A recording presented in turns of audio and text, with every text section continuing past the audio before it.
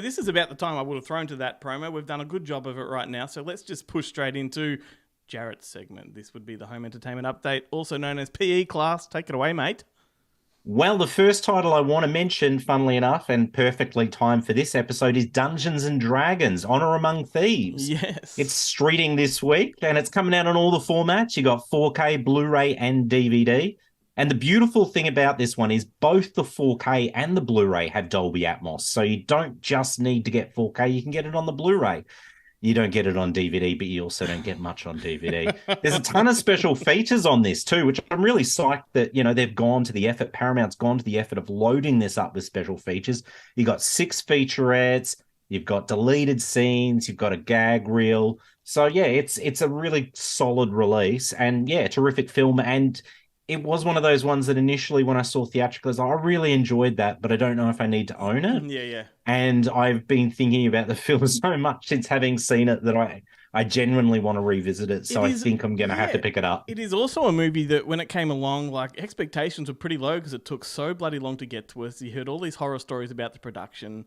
And then when you kind of got some sneak peeks, it looked like it was going to be too funny for its own good, but it Yeah. worked like a bloody Monty Python movie. It was Yeah, yeah, that absolutely. It good. was a delicate and beautiful balance. Because, yeah, I was worried, is it going to be like that Warcraft movie where it's super nerdy, or is it going to be, yeah, super parody like, Robin Hood Men in Tights? But it just, like you said, it was like almost like that Python sort of balance of things. It was just, yeah. And the action sequence, like, I don't want to spoil anything, but the Mhm. finale was actually awe-inspiring and cool. Like Totally. normally during one of those finales, I kind of lose interest, midway through, and then I'm like, thinking about something else, and then I'm like, oh, they're still fighting, are they? But no, it really gripped me, and it was funny. Like it was a really well played sort of finale. But yeah, I dug it. I'll probably end up picking it up on 4K. But there are some other tentpole titles hitting home end this week. Also hitting 4K Blu-ray and DVD. We've got that Adam Driver, marooned on a planet of dinosaurs movie, 65. Haven't seen it. Do want to see it. Won't blind buy that one. But I do. I will wait for streaming for that one, I'm afraid. I missed this one theatrically, and I'm spewing because it's right up my alley. It doesn't even bother me that it got lackluster reviews. It's just a movie that appeals to me in every way, and the fact that he's not an Earthling, he's crash landed on a foreign planet which happens to be Earth. Yeah. That excites me. Yeah. Yeah, it's kind of got that Planet of the Apes feel about it, and also a very Aliens feel about it too, because he befriends a young girl like Ripley and Newt. So I do want to see it, but like I said, I'm going to tread carefully. I might wait for streaming for that one. Then the other tentpole title that's hitting home entertainment this week is one that I know that you didn't enjoy. I do want to see, but this is the kind of movie that I'll say I want to see and probably never check out. It's Shazam: Fury of the Gods. And I just wonder though, had they done Shazam: Food of the Gods, Mm. would it have been a better movie? You had Shazam versus like giant rodents. Would be an amazing film. Why aren't we making these movies? Why haven't they got us at the top of these studios greenlighting these films? But yeah, I, there's curiosity. I think it's a plain movie. If Yeah. I travel again, if I wish to get sick, I will travel and I will watch it on the plane. And then the only other release I'll mention that's coming out this week, it's a 4K Ultra HD debut locally, and that's the French film from 2001 actually. I think this Ben might be one of Ben's favorites, Brotherhood of the Wolf. Oh, And that's yeah. coming out from Studio Canal and Universal Sony, and it's a good release. We're only getting a single disc release locally, which means we're only getting the director's cut in 4K, but it's got Atmos, it's got 2 commentaries. Of course, the commentaries are in French, but you can use English subtitles, which I don't know how that works if you're watching the film that's subtitled and then you're listening to the commentary. Will it just be like a screen full of text? I don't know, but Who knows? I'm curious, but that's one that I definitely need to upgrade. And I mean, the only thing we're losing out on a local release as opposed to the UK or the US is the bonus Blu-ray that has the original theatrical version of the movie. So yeah, look, it's not that big a. No. I don't think we're That's missing out. I mean, it's affordably priced too. very interesting film. I really like that one. It was a bit of an important film back in the video store days because it was one of the few foreign films that just went nuts as far as rentals go. Yeah, and Like, did when it came out on home video, did they release 2 versions, an English dub and the English subtitle I version? think they did, and I also remember Yeah. they had the rental exclusive version. Do you remember those? Ah, And they yes, were just yes. bare bones. It was the film only, no features whatsoever. Had a slightly different cover, Totally. but that was appealing to me just because it was different. Like, and Yeah, and I agree. I loved, I mean, once upon a time, it annoyed me Windows because, you just wanted to buy something and own it because, yeah, you saw it theatrically and you loved it.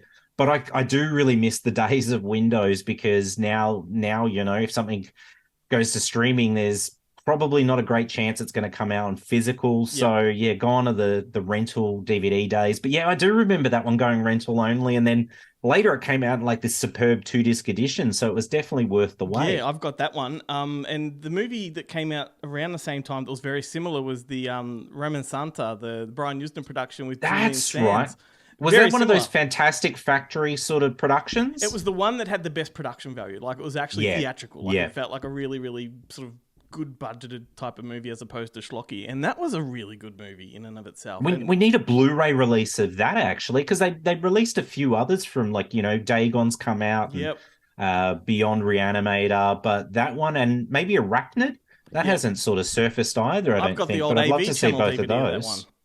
Same. I've got that somewhere in the DVD section over there. A fantastic factory box set would be amazing. But yeah, I remember there was this influx of Spanish films. They came around at the same time as like the Fantastic Factory ones.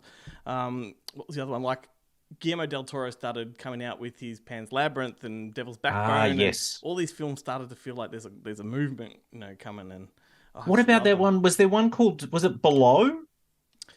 What Lies Below?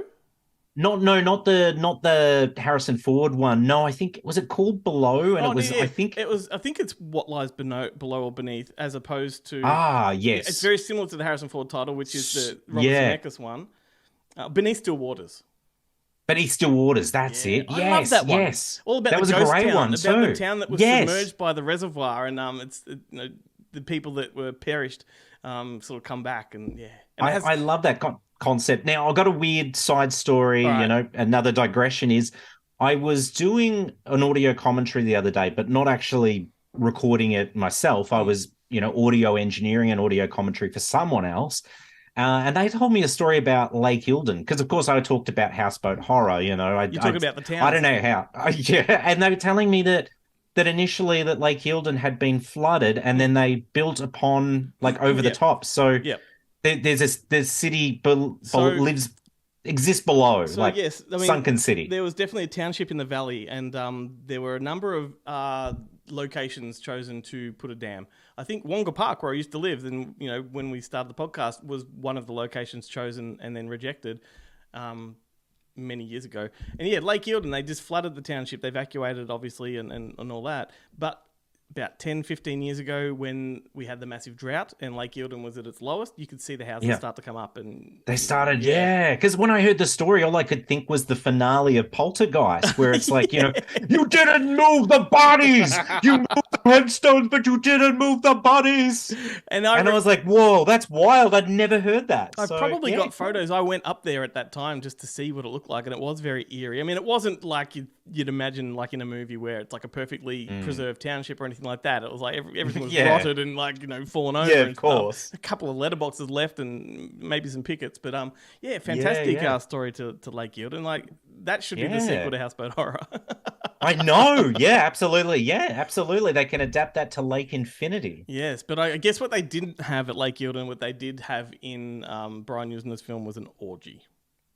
Yeah, of course. Yeah. Yeah. What's a Usner film without an orgy? Have you seen that Brian Usner's got a new movie coming out that's premiering at, I think it's Fantasia in Canada with Barbara Crampton and Dennis, the screenwriter of Reanimator and From Beyond. Paoli. Dennis Paoli, yeah, is the screenwriter on this one and apparently it exists within the Herbert West Reanimator universe. Yeah. And I'm like, oh my God, I saw the poster art for it and I'm like, I'm genuinely quite excited about this. I'm going to definitely look into that because I do know about it, but the last time I heard it was an anthology film and he was doing one segment from it. Right. Yeah. I can't remember the title of it, but I didn't think I was going to mention it. But all I can hope is that it's got an orgy in it being a Brian Usner production. Yeah, and if it's a short film, it's just orgy. Yeah, yeah, that's the contribution to it. Yeah, I love it. I love it. Awesome. Let's go shunting. Yeah, let's go to the shunt. Oh, baby. Shunters in the night. It's one of my favorite interviews we've ever done. Oh, it's the best. It's the Yep, best. yep. And that's it. Coming out. That's it for this week. Anything else is probably just DVD. And look, let's face it, if they can't be bothered releasing it in high definition, I can't be bothered talking about it. Are you going to say that when Sniper 10 comes out?